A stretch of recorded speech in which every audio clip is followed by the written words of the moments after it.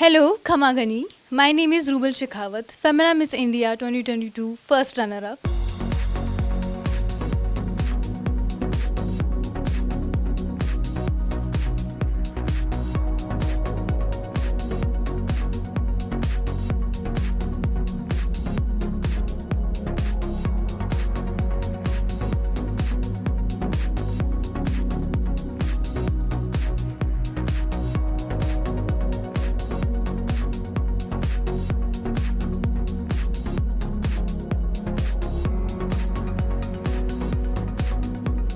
नमस्ते, मेरा नाम है अनीता ब्रिटो और गुड न्यूज़ टुडे में आप सबका स्वागत है। मेरे साथ है रूपल, जिन्होंने मिस इंडिया 2022 की फर्स्ट रनर अप है। Hi Rupal, how you doing? Hello, I'm good. How are you? Good.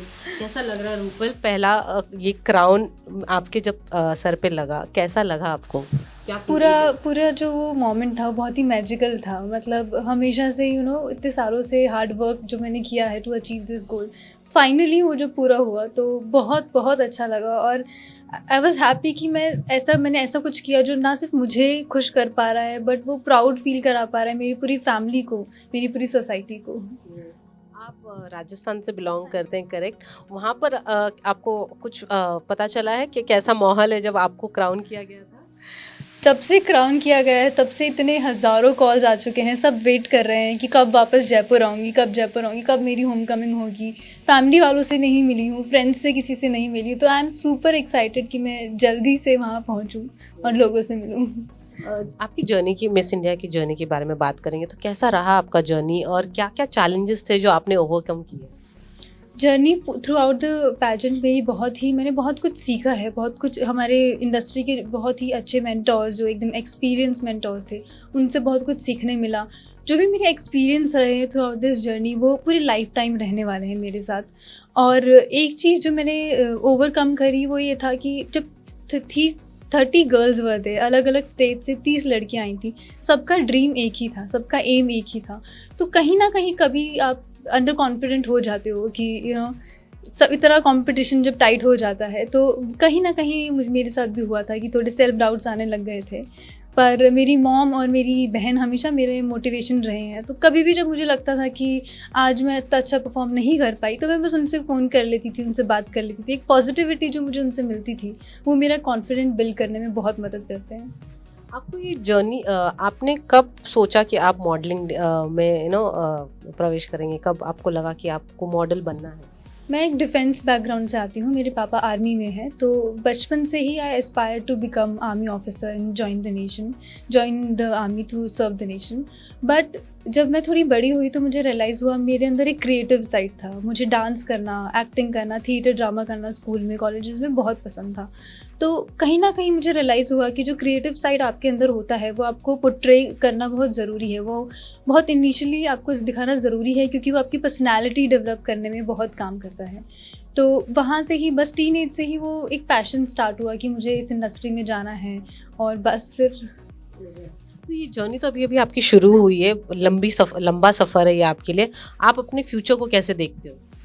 Future में अभी I am concentrating on what I have right now in my hands. और अभी एक बहुत ही बड़ा टाइटल मुझे मिला है, उसके साथ साथ बहुत रिस्पॉन्सिबिलिटीज़ हैं, बहुत अपॉर्चुनिटीज़ भी हैं।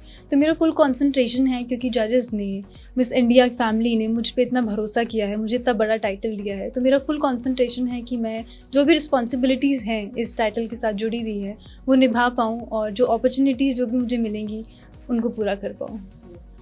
एक कॉज जो आपके दिल के बहुत करीब है, जिनके ऊपर आपको काम करना है, बिकॉज नाउ आपके पास वो प्लेटफॉर्म है जहाँ पर आप ये कर सकते हो, तो एक कॉज जो आपको बहुत दिल मेरा मोटिव ब्यूटी पैजेंट में आने का एक ये भी था क्योंकि एक ऐसा प्लेटफॉर्म है जहां आपको अपनी वॉइस रेज करने का मौका मिलता है, जहां आप बहुत लोगों तक पहुंच पाते हो।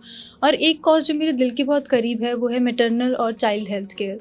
क्योंकि आज भी हम इतना डेवलप कर चुके हैं, हमारी थिंकिंग इतनी बदल चुकी है, बट कहीं ना कहीं वो ऑर्थोडॉक्स थिंकिंग, वो स्टीरियोटाइप्स अभी भी हमारी कम्युनिटी में है जहाँ पे बेटा होना बहुत ज़रूरी है। और उस एक पर्पस के लिए हम वुमेंस को बेबी मेकिंग मशीन्स की तरह ट्रीट करते हैं। और वो सब ये सब चीज़ें एक बच्चे और एक माँ की हेल्थ पे कैसे अफेक्ट करते हैं, क्योंकि I feel financially, physically, mentally आपको रेडी होना बहुत ज़रूरी है to bring a life, new life to this world.